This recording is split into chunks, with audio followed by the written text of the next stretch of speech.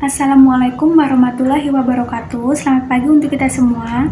Di sini saya bersama teman-teman saya akan mereview kembali materi tentang kinetika kimia, laju reaksi, dan orde reaksi. Sebelumnya, saya akan perkenalkan diri. Nama lengkap saya Maria Dewi R.N. Kumenirang, NIM 421032. Perkenalkan, nama saya Melani, NIM kode 1031. Saya Putri Siti Juwariah, NIM 421058. Perkenalkan, nama saya Tamaida Latifani, NIM 421001. Perkenalkan, saya Nadia Putri Arisanti, NIM 421036. Perkenalkan, nama saya Priyandi Tanah Danavisa, NIM 421041. Yang pertama, di sini saya akan menjelaskan terlebih dahulu pengertian atau apa yang disebut dengan kinetika kimia. Kinetika kimia adalah bagian ilmu kimia fisika yang mempelajari tentang laju reaksi kimia. Kemudian di sini ada konsep laju reaksi. Ini ada contoh gambar 1 dan ini adalah contoh gambar 2. Bisa lihat ya teman-teman. Dari gambar yang sudah saya tampilkan tadi memiliki persamaan, yaitu mempunyai perubahan kimia karena melibatkan reaksi kimia. Nah, perbedaan dari kedua gambar di atas adalah soal waktu dan kecepatan. Pada gambar 1 tadi, teman-teman bisa dilihat pembakaran dari kayu hanya berlangsung beberapa detik atau menit saja, maka kayu akan terbakar dan berubah wujud. Tetapi berbeda dengan gambar yang kedua. Proses pembakaran tidak berlangsung hanya dalam beberapa menit atau detik, tetapi membutuhkan waktu yang berhari-hari, berbulan, atau bahkan bisa bertahun-tahun untuk menghasilkan besi yang berkarat. Kesimpulan dari dua gambar tersebut, teman-teman, yaitu reaksi berlangsung sangat cepat, bisa juga berlangsung sangat lambat. Nah, laju reaksi berhubungan dengan cepat atau lambatnya suatu reaksi yang terjadi. Jika sangat cepat seperti gambar 1 tadi, reaksinya berarti sangat tinggi. Tetapi jika sangat lambat seperti gambar 2 tadi, maka reaksinya pun akan sangat lambat. Contoh laju reaksi dalam kehidupan sehari-hari yang pertama adalah pembuatan tape. Dalam pembuatan tape di sini kita memerlukan yang namanya ragi, dan ragi di sini fungsinya sebagai katalis, yaitu untuk mempercepat laju reaksi atau mempercepat pematangan pada tape. Yang kedua adalah proses pemotongan kayu bakar sebelum kita masukkan ke dalam tungku perapian. Nah, fungsinya di sini adalah untuk mempercepat pembakaran pada kayu bakar. Laju reaksi merupakan perubahan konsentrasi dari reaktan atau produk persatuan waktu.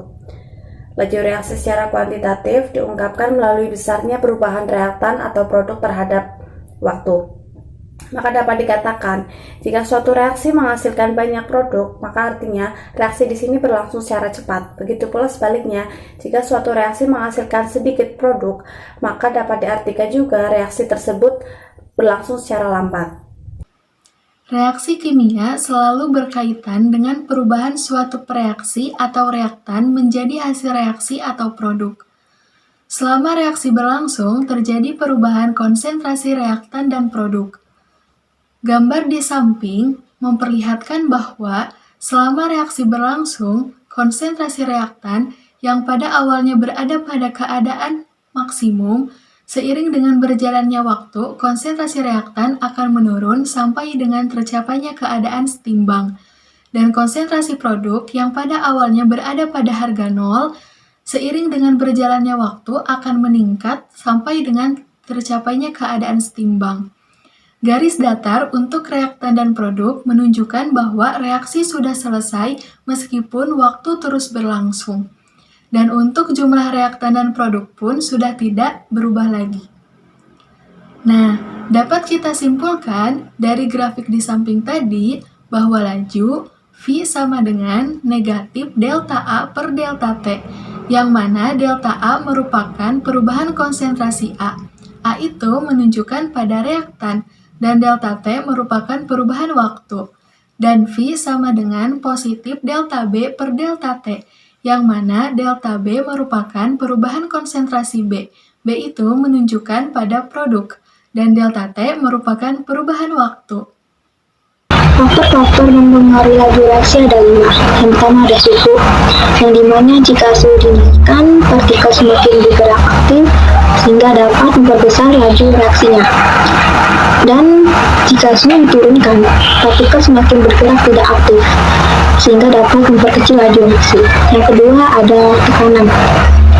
Penambahan tekanan memperkecil volume dapat memperbesar laju reaksi. Jika penambahan tekanan memperbesar volume, maka dapat memperkecil laju reaksi. Yang ketiga ada konsentrasi. Semakin tinggi konsentrasi suatu larutan, maka semakin besar laju reaksinya. Dan semakin rendah konsentrasi suatu larutan, maka semakin kecil pula laju reaksinya. Yang keempat ada luas permukaan. Semakin luas permukaan, maka semakin cepat laju reaksinya. Dan sebaliknya, semakin sempit luas permukaan, maka semakin lambat pula laju reaksinya. Yang kelima ada katalis atau katalisator. Adalah zat yang ditambahkan untuk mempercepat suatu laju reaksi, yang dimana sehingga penambahan katalis semakin banyak, maka semakin cepat pula laju reaksinya. Grafik order reaksi 0. Suatu reaksi kimia dinyatakan mempunyai order 0 jika besarnya reaksi tidak dipengaruhi oleh konsentrasi per reaksi. Grafik order 1. Suatu reaksi kimia dinyatakan memiliki order 1 apabila besarnya laju reaksi berbanding lurus dengan konsentrasi per reaksi. Konsentrasi dinaikkan 2 kali semula, maka laju reaksinya menjadi 2/1 atau 2 kali semula juga. Grafik order 2. Suatu reaksi kimia dinyatakan memiliki order 1 apabila laju reaksi pangkat 2 dari peningkatan konsentrasi reaksi. Artinya, jika konsentrasi reaksi dinaikkan 2 kali semula, maka laju reaksinya akan meningkat sebesar 2/2 atau 4 kali semula. Untuk keterangan pada laju reaksi dan order reaksi, V adalah laju reaksi atau M per S, K adalah tetapan jenis reaksi, A adalah konsentrasi awal A atau M, B adalah konsentrasi awal B atau M adalah order tingkat atau pangkat reaksi terhadap A, N adalah order tingkat atau pangkat reaksi terhadap B.